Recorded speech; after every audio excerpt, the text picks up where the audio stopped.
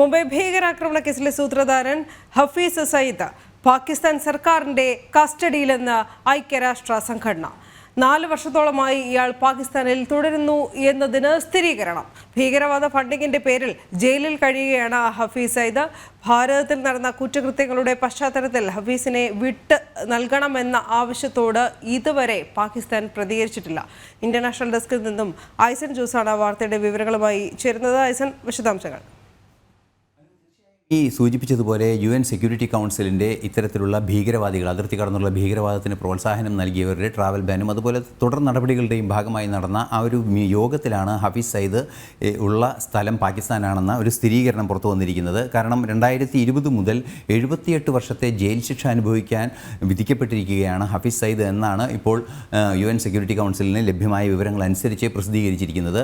നമുക്കറിയാവുന്നതാണ്, നേരത്തെ അതിന് സൂചിപ്പിച്ചതുപോലെ ഭാരതം നിരവധി തവണ ഇയാളെ മുംബൈ ആക്രമണത്തിൻ്റെ സൂത്രധാരൻ എന്ന നിലയിൽ ഉൾപ്പെടെ ഇയാളെ വിട്ടുകിട്ടണമെന്ന ആവശ്യം ഉന്നയിച്ചിരുന്നു. എന്നാൽ ഇതിനോട് ക്രിയാത്മകമായൊരു പ്രതികരണം പാകിസ്ഥാൻ്റെ ഭാഗത്തു നിന്നുണ്ടായില്ല. അവിടെ ഉണ്ട് എന്ന് പോലും സ്ഥിരീകരിക്കാനുള്ള ഒരു തയ്യാറെടുപ്പ് പാകിസ്ഥാൻ്റെ ഭാഗത്തു നിന്ന്, അല്ലെങ്കിൽ ഒരു വിട്ടുവീഴ്ചാപരമായ മനോഭാവം പോലും ഉണ്ടായില്ല എന്നതാണ് യാഥാർത്ഥ്യം. ഈ ഒരു പശ്ചാത്തലത്തിൽ കൂടിയാണ് പാകിസ്ഥാൻ ഭാരതത്തിനെതിരായ നിലപാട് തുടർച്ചയായി തുടരുന്നു എന്നതിൻ്റെ ഒരു തെളിവ് കൂടിയാണ് ഹഫീസ് സയ്യിദ് പാകിസ്ഥാനിൽ ഉണ്ടായിട്ട് പോലും ഭാരതത്തിന് കൈമാറുന്നതിനുള്ള നടപടിക്രമങ്ങളിൽ എന്തെങ്കിലും ഒരു നീക്കത്തിന് തയ്യാറാകാതിരിക്കുന്നത്. വിട്ടുകിട്ടിയില്ലെങ്കിലും വിചാരണ ചെയ്യുന്നതിനോ മറ്റു സംവിധാനങ്ങൾക്കോ ഉള്ള ഒരു നീക്കങ്ങൾ പോലും പാകിസ്ഥാൻ്റെ ഭാഗത്തു നിന്ന് അനുകൂലമായ പ്രതികരണം ഉണ്ടാകുന്നില്ല എന്നതാണ് അതീവ ഗുരുതരമായ ഒരു അന്താരാഷ്ട്ര രാഷ്ട്രീയ വിഷയമായി ഭാരതവും പാകിസ്ഥാനുമായി ഈ വിഷയത്തിൽ ഉയർന്നു വരുന്നത്. 78 വർഷത്തോളം ജയിൽ ശിക്ഷ അനുഭവിക്കാൻ, അതായത് ഈ ആയുധക്കടത്തും അതുപോലെ തന്നെ മറ്റ് തീവ്രവാദ ഫണ്ടിങ്ങിൻ്റെയും പേരിൽ ജയിൽ ശിക്ഷ അനുഭവിക്കാൻ വിധിക്കപ്പെട്ടാണ് ഇയാൾ പാകിസ്ഥാനിൽ കഴിയുന്നത് എന്നാണ് ഇപ്പോൾ ഐക്യരാഷ്ട്രസഭ വ്യക്തമാക്കിയിരിക്കുന്നത്. തീർച്ചയായും ഈ ഒരു പ്രശ്നം ഏത് രീതിയിലാണ് ഇനി അഭിസംബോധന ചെയ്യപ്പെടേണ്ടത് എന്നതാണ് വാർത്തകളിൽ നിറഞ്ഞു നിൽക്കുക. സ്വാഭാവികമായും ഭാരതം ഇയാളെ വിട്ടുകിട്ടണമെന്ന ആവശ്യം വളരെ കൃത്യമായി അന്താരാഷ്ട്ര വേദികളിൽ ഉന്നയിക്കുകയും പാകിസ്ഥാനോട് തന്നെ ആവശ്യപ്പെടുകയും ചെയ്യും.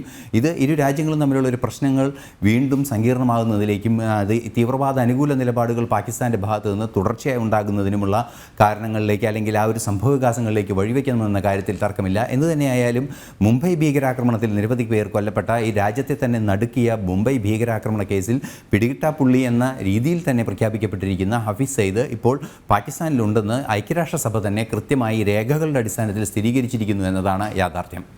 അനു, ശരി.